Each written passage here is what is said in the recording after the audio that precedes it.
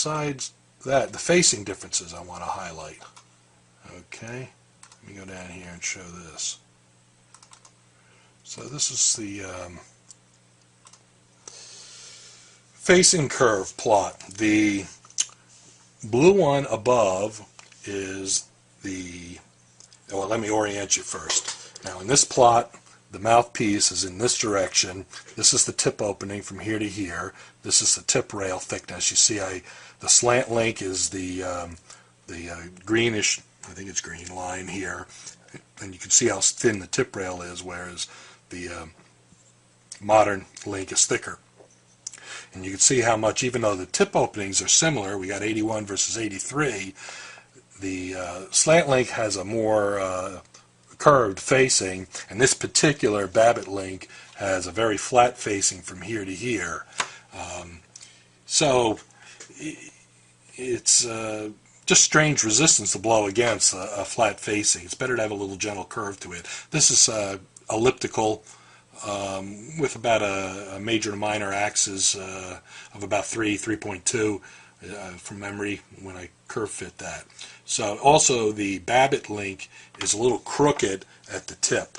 Not a lot, but one rail is lower than the other across here. So I have a couple lines on there where I exaggerate that so that I can tell the difference. So in spite of me trying to adjust the reed to make the tip rail appear thinner and adding baffle material, I believe these facing differences and possibly some other geometry differences in the chamber is the reason why the slant link is playing better than the modern Babbitt link. This is a plot of just the slant link, which is plays better. You can see this magenta line that's in there, you may not be able to see it, is the curve fit. So it's actually, the curve has a slightly more, the facing curve is slightly more exaggerated in this area, and that might be, that's near the tip. That's right about here. And that's not necessarily a bad thing, that might be a good thing. You get some resistance from the basic curve shape, but this extra bump here might be a little nice to blow against, especially since the tip opening is only about 81.081 inches. Gives a little extra resistance there, better for altissimo, some brilliance in the high notes, something to blow against, keeps them from closing off, so that may be a good feature.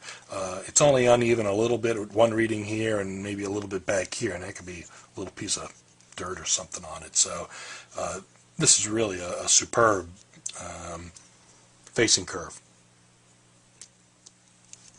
Another measurement I took to try to see what other differences there are is an inside bore.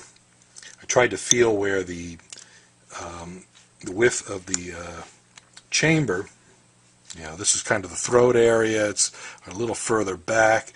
I have this inside telescoping caliper, and inside you release the way they work, they've got a spring tension inside here, and then there's a lock, so when you release the lock they pop open. So you squeeze it shut, get it inside there, open it up, and then I'm moving it back and forth to try to see if there's a spot that's a little more neck down, kind of in this area, and try to measure it right about there, maybe about a 1/4 inch past the end of the window. So I just did that, and I locked it, and now I measure that width. And from here I get 0.667 inches. When I did that earlier I got 0.669. So, you know, some of your readings you can do it multiple times and it'll vary for a lot of things. Now the modern, I'll try to do about the same area. Now this window's a little shorter, so maybe I got to go 5/16 of an inch. So but actually I feel, now that that's in there, I feel it all of a sudden get wider right around here. So it's actually,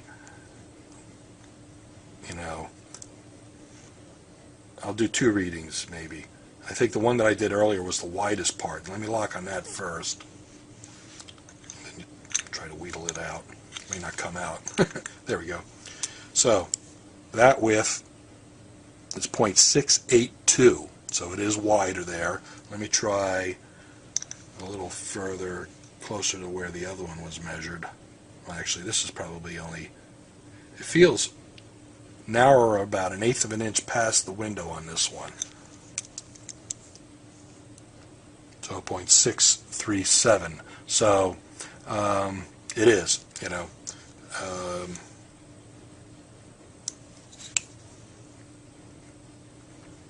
I don't know if that helps or hurts. Could go in either direction. You know, it's different. You know, I can see eyeballing this down here that that the material below the table is a little thicker, and also in the corners is a little thicker. So it's kind of, you know, flaring out in the modern Link as you get closer. There is a mold seam inside both mouthpieces, but it's bigger in the modern one. So that's maybe, you know, if the boards are similar, that's another indication that this has a little bigger chamber in that area. So, yeah, if we wanted to get fancy, we could try to get in there with some putty. It's a little tough to reach all inside there and try to coat the entire, you know, outside of the walls there to make the chamber smaller. This wall here, that's this wall here that I'm talking about. I also call this a wall at the base of the window U. That's a little thicker and it hasn't been undercut. I find that if that is undercut, either by a file or a Dremel, that it frees up the sound. So that'll be an improvement to do that on this piece. Even though it makes the chamber a little bigger, the benefits you get from a more free-blowing mouthpiece usually makes it, you know, just be worth it, and you don't gain that much in tubbiness or spread sound. It still can be focused. Other differences. Let's take a look at the table. You know, the Babbitt table always has a problem with this heel being high right here and the table being concave. Concave table isn't the end of the world. What happens is, I mean, you heard me play it.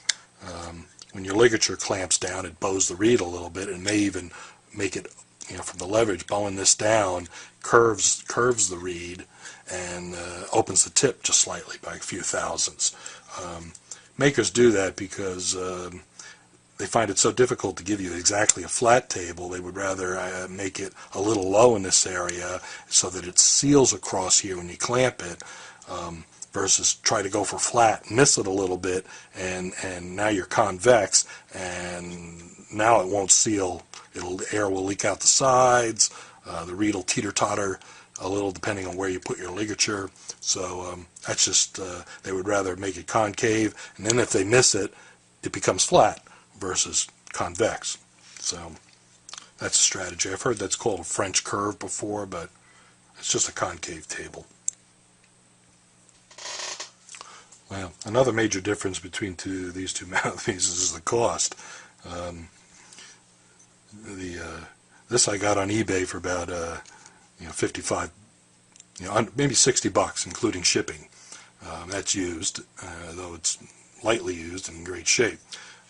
This would cost at least 10 times that much, maybe 20. So big difference there.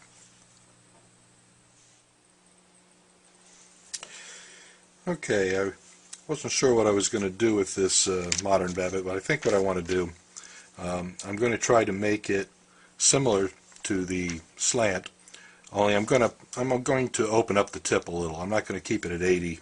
Since the facing is flat in this area, rather than take the table down to fix that, I'm just going to open up the very tip. I think it'll be a more usable mouthpiece for somebody at maybe a 90-95 tip opening.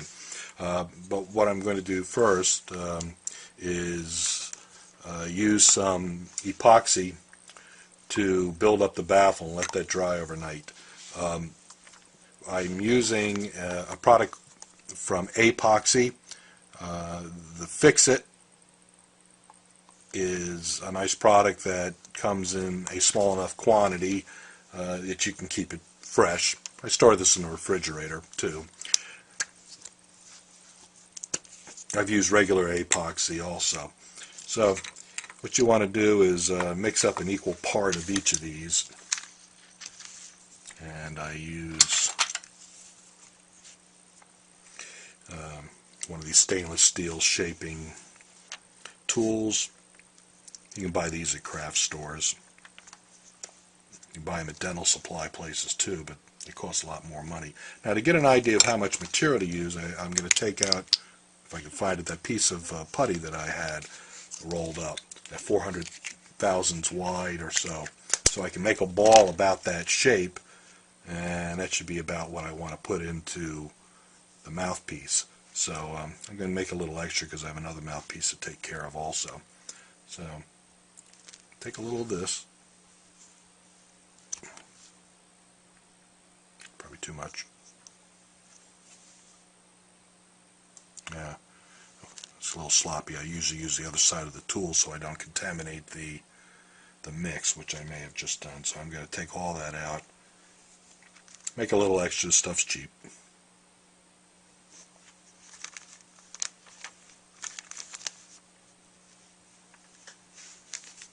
Okay, that's about an equal quantities of each.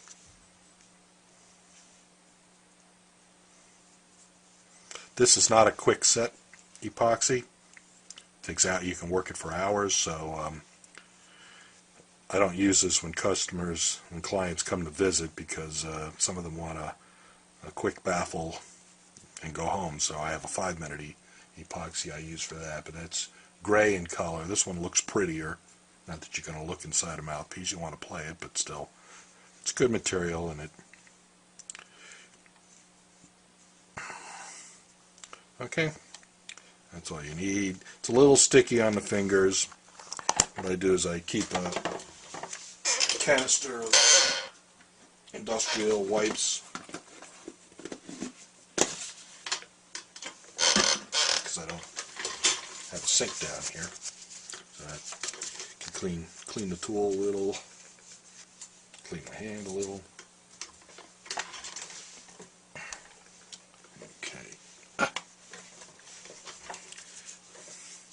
So I want to measure off what I think is going to be about the same amount of material as we had here.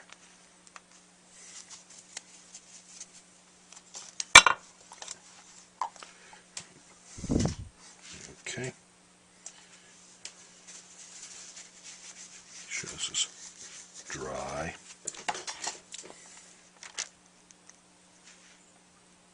I have a number of tools I like to use.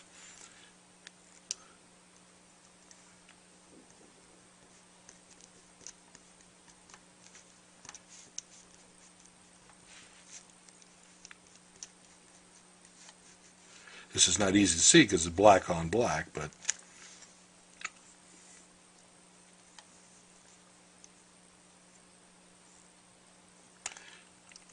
this can be sanded and shaped after it dries hard, but it's less work if you get the baffle shape you want the first time. So, if anything, I'd like to put a little extra arch into that baffle, because the way I had it in there before, it still sounded a little tubby to me.